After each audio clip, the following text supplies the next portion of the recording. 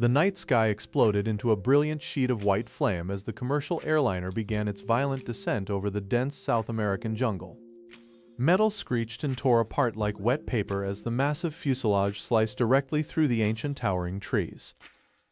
Amidst the burning wreckage and the suffocating haze of black smoke, a young boy named Shiao lay miraculously alive but pinned under a heavy steel beam. His small hands clawed weakly at the dirt as the intense heat of the surrounding fires began to singe his tattered clothes. Heavy tactical combat boots suddenly crunched through the burning embers and came to a halt right in front of the trapped child. Captain Gua, a battle-hardened guerrilla leader with a scarred face, looked down at the boy with a mixture of pity and severe respect. Without uttering a single word, the powerful commander lifted the crushing steel beam using a thick iron pry bar and pulled Shiao from the jaws of death. Captain Gu brought the orphaned boy back to his hidden mountain training camp to forge him into a weapon of survival. The very next morning, Xiao's relentless 5-year military training regimen began under the scorching tropical sun. He was forced to run up steep, muddy mountain tracks every dawn while carrying a backpack loaded down with heavy rocks. Brutal hand-to-hand combat drills left him with countless bruises, but they also instilled an unyielding martial reflex into his muscles.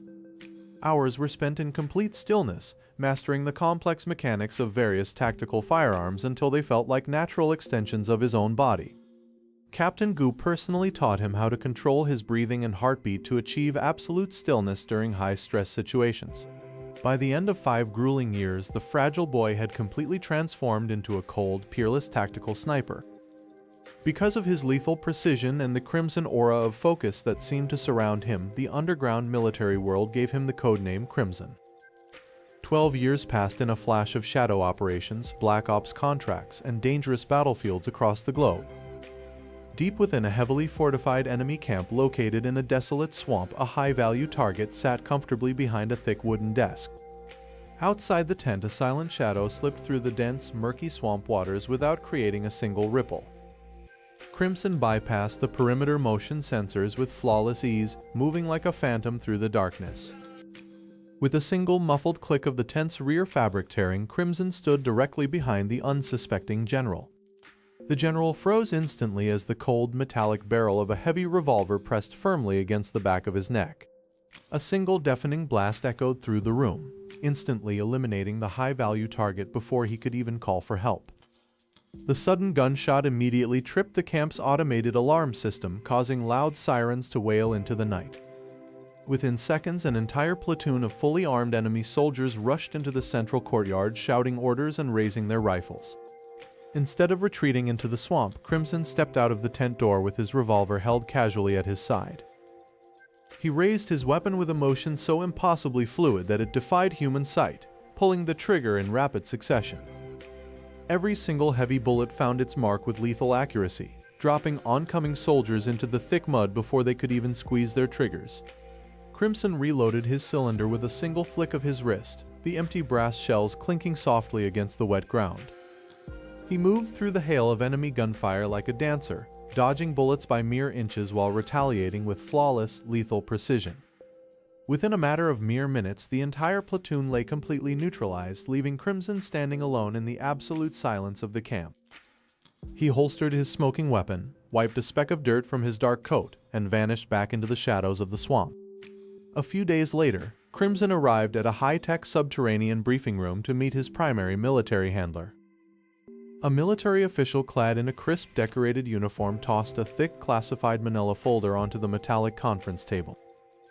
Crimson pulled out a sleek chair, sat down, and opened the folder to reveal a completely unexpected document. Instead of an enemy base layout or a high-ranking terrorist profile, the first page showed an official teaching license written in Japanese. The handler looked at him with absolute seriousness and announced that his next critical deployment would be inside a Japanese high school. The ultimate sniper, who had survived plane crashes, brutal guerrilla warfare, and countless assassinations, stared blankly at the paper in disbelief. His hidden objective was to operate undercover as a normal English teacher under the civilian alias of Shiao. The handler explained that this peaceful schoolyard was about to become the most delicate and hazardous battlefield he had ever faced. Crimson realized that dealing with hormonal teenagers and civilian laws might prove far more dangerous than fighting a whole army platoon. Just as he agreed to the mission, the handler loaded a final encrypted video file onto the main screen, revealing a hidden threat lurking right inside the school's shadows. The encrypted monitor screen flickered heavily before dissolving into a wash of digital static. Shiao memorized the blurred tactical layout of Tokyo before the data completely self-destructed. A few hours later, the heavy iron doors of a hidden safe house in Tokyo creaked open. A tall man with sharp, clean-cut features and a tailored suit stepped forward to welcome him. Beside him stood Mylene, a brilliant tech specialist tapping rapidly on a holographic tablet. Ulfheim extended a thick manila folder containing the full dossier of their high-value target. The documents revealed the identity of Sakurako Kujo, the daughter of a powerful defense conglomerate president. Mylene explained that foreign paramilitary syndicates were actively plotting to kidnap her for leverage. To ensure absolute safety, Shiao would need to shadow her every single day at the elite academy. Mylene tossed a neatly folded crisp tan teacher's suit onto the sofa. Shiao stared at the civilian attire with a level of profound suspicion usually reserved for live explosives. He was instructed to shed his codename Crimson and assume the identity of Mr. Shiao, the new English teacher. The following morning, the Tokyo train station buzzed with the chaotic energy of thousands of commuters. Shiao blended effortlessly into the crowd, carrying a leather briefcase packed with concealed tactical gear. His eyes constantly scanned the surrounding platform, analyzing every individual for potential hidden threats. Amidst the sea of moving faces, he instantly spotted the unmistakable silver hair of Sakurako Kujo. She wore a pristine dark blue high school uniform and held a book close to her chest. Suddenly, a large, shabbily dressed man began pushing aggressively through the dense crowd toward her. The man intentionally closed the distance, extending a stealthy hand toward Sakurako's school bag. Shiao calculated the precise trajectory of the threat within a mere fraction of a second. Before the molester could touch her, Xiao's hand clamped down onto the man's wrist like an iron vice. The large man gasped in sudden pain, trying desperately to pull his arm free from the unbreakable grip. Shiao leaned in close, whispering a cold, terrifying warning directly into the agitator's ear. Overwhelmed by an immense pressure, the subverted molester stumbled backward and fled into the crowd. Sakurako turned around quickly, her wide blue eyes blinking in pure confusion at the sudden commotion. Shiao offered a polite, perfectly practiced civilian smile and tipped his head slightly. He remarked casually that the morning rush hour could be quite treacherous for students. Sakurako bowed her head elegantly, offering a soft murmur of thanks before boarding the vehicle. Shiao followed at a discreet distance, securing a standing spot near the opposite exit doors. 20 minutes later, the grand iron gates of the elite private academy loomed ahead. Hundreds of students walked along the tree-lined path, their laughter filling the crisp air. Shiao crossed the threshold, his tactical mind instantly cataloging every security camera position.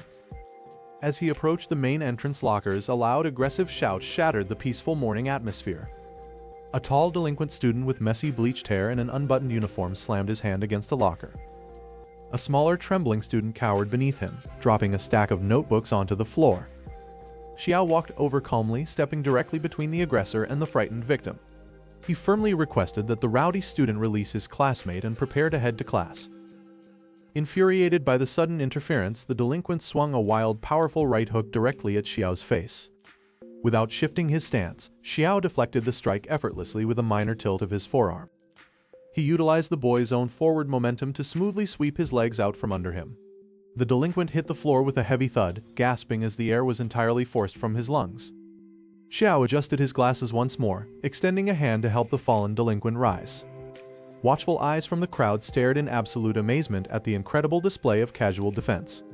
From the back of the gathering crowd, Sakurako watched the new teacher with deep, analytical curiosity. Suddenly, Xiao's tactical earpiece buzzed with a sharp burst of static, bringing an urgent message from Mylene. She reported that an unidentified tactical vehicle had just breached the outer perimeter of the campus grounds. Shiao glanced over at Sakurako, realizing the true vanguard of the enemy syndicate had arrived far earlier than anticipated.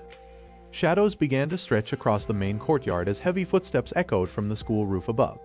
The peaceful facade of the academy was about to shatter as the first bell of the morning began to ring out ominously. The heavy wooden door of classroom 2B slid open with a sharp, echoing creak. Instantly, 40 pairs of eyes locked onto the tall, enigmatic figure stepping across the threshold.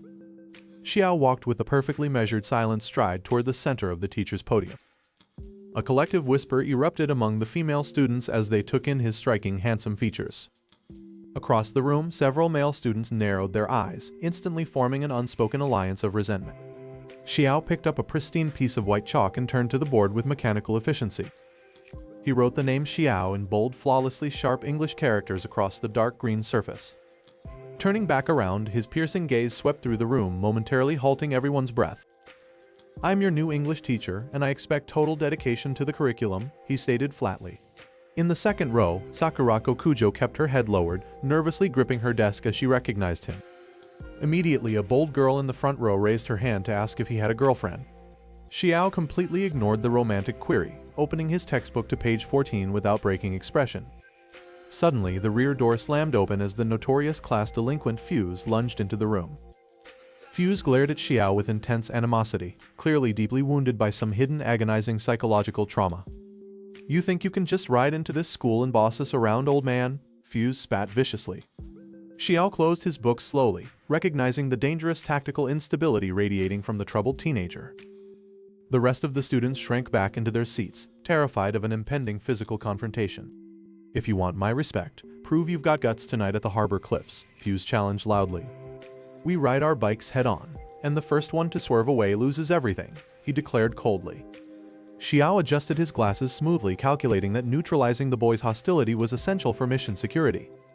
"Acceptable parameters. I will meet you at the harbor docks at midnight," Shiao responded evenly. Hours passed quickly and the scene shifted to the abandoned fog-shrouded harbor as midnight approached. Fuse sat astride a heavily modified, roaring black motorcycle, revving the engine with erratic fury. From the shadows emerged Shiao, riding a sleek military-grade tactical motorcycle borrowed from his handler Ulfheim. Hidden high on a nearby crane, Mylene watched through her sniper scope, her fingers trembling over the safety. "You actually showed up to die, you pathetic excuse for a teacher," Fuse screamed over the engine noise. Shiao merely clicked his visor down, a cold crimson gleam reflecting off the polished dark glass. The two mechanical beasts faced each other from opposite ends of a long, narrow strip of asphalt ending at the cliff. Suddenly, Fuse slammed the throttle open, his rear tire spinning wildly and throwing sparks against the concrete. Shiao launched forward an instant later, shifting gears with absolute robotic precision as his speed skyrocketed. Fuse's eyes widened in sheer panic as he realized the teacher wasn't slowing down or veering an inch. The deep-seated trauma of being abandoned by everyone made Fuse tighten his grip, choosing death over losing. Shiao analyzed the boy's psychological breakdown in milliseconds, realizing Fuse intended to commit suicide via collision. At the absolute last second, Shiao intentionally kicked his own bike into a violent sideways slide to intercept. The two heavy machines collided with an ear-splitting crunch of metal and shattering plastic panels. Shiao detached himself from his tumbling machine, grabbing Fuse by his collar in mid-flight to shield him. They slammed onto the hard ground together, rolling violently across the gravel toward the edge of the cliff. As the dust settled, Shiao stood up slowly, completely uninjured except for a few minor tears in his leather jacket. Beside him, Fuse lay trembling, weeping silently as his outer shell of aggression completely melted away into relief. Before Shiao could offer a word of comfort, a sharp electronic beep echoed from his tactical earpiece. "Crimson, abort the secondary recovery. We have a catastrophic breach at the target's estate." Ulfheim's voice crackled frantically. Shiao turned his gaze toward the city skyline, seeing a distant massive plume of dark smoke rising from Sakurako's residential district. The peaceful sanctuary he was assigned to protect was already collapsing far sooner than his strategic calculations had ever anticipated. The peaceful sanctuary he was assigned to protect was already collapsing far sooner than his strategic calculations had ever anticipated. Morning sunlight pierced the faculty room windows as Shiao stared at a pristine white envelope left on his desk.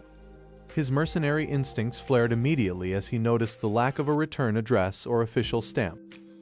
Inside the envelope lay several high-resolution photographs detailing his violent encounter with the local delinquents. Across the hallway, a wealthy student named Hideki watched through a cracked door with a smug, self-satisfied grin. Hideki could not tolerate a mere substitute teacher upstaging his elite status among the student body. By noon, duplicate copies of those exact compromising photos began circulating rapidly through anonymous student chat groups. Whispers echoed through the courtyard as students pointed their phones toward the second-floor windows. Sakurako looked at her screen in disbelief, immediately recognizing the danger this posed to her protector. Shiao maintained a perfectly calm exterior while teaching his afternoon English grammar lesson. Beneath his serene academic facade, his mind was actively mapping out the tactical origin of the digital leak. Hideki deliberately raised his hand to ask a loaded question meant to mock the teacher's background. Shiao answered the prompt flawlessly, completely deflecting the subtle psychological strike without breaking character. The wealthy boy clicked his tongue, annoyed that his target refused to show any signs of panic. Later that afternoon, Hideki met with the head of the powerful Parent-Teacher Association to escalate the crisis. The PTA chairwoman frowned deeply as she inspected the carefully manipulated digital evidence. She demanded an emergency board meeting for the following morning to formally vote on Xiao's immediate termination. Shiao received the formal notice via the principal's office just as the school day concluded. Realizing his critical cover identity was in jeopardy, he retreated to his temporary safe house downtown. He activated his encrypted military-grade laptop, illuminating the dark room with a cool blue glow. A secure holographic link crackled to life, displaying his tactical handlers, Ulfheim and Mylene. Mylene informed him that Hideki's family owned the primary servers holding the blackmail data. Ulfheim cracked his knuckles, offering to provide immediate physical tactical support for an infiltration. Shiao shook his head, stating that a quiet midnight counter-operation would resolve the threat without leaving casualties. By midnight, Shiao had traded his civilian suit for his dark signature crimson-accented tactical gear. He moved like a ghost across the rooftops, approaching Hideki's high-security family penthouse. Over the radio, Mylene guided him precisely through the penthouse's laser security grid. With a specialized electronic tool, Shiao bypassed the electronic window lock in under 3 seconds. He slipped into the darkened residence, his boots making absolutely no sound on the polished marble floor. He quickly located the central server room hidden behind a large abstract painting in the study. Shiao inserted a specialized data wipe drive directly into the primary server terminal. Rows of data progress bars began dropping rapidly to zero as Mylene's custom virus purged every copy of the photos. A sudden sound behind him caused Shiao to freeze as the lights in the study unexpectedly flickered on. Hideki stood in the doorway holding a glass of water, utterly paralyzed with fear as he recognized the intruder. Shiao stepped forward, his eyes burning with an unmistakable lethal aura that completely shattered Hideki's confidence. The wealthy student collapsed to his knees, shaking violently as he realized the true nature of the man he had targeted. Shiao leaned down, whispering a quiet warning that any further interference would result in his family's financial ruin. Hideki nodded frantically, completely broken and guaranteeing that the smear campaign would end instantly. Without another word, Shiao melted backward into the shadows of the balcony, leaving no physical trace of his presence. The next morning, the PTA meeting was abruptly cancelled, and all rumors across the school vanished completely. Sakurako smiled brightly as Shiao walked into the classroom, greeting the students with his usual polite demeanor. With the threat entirely neutralized and his cover perfectly intact, the legendary mercenary stood ready to defend his peaceful battlefield.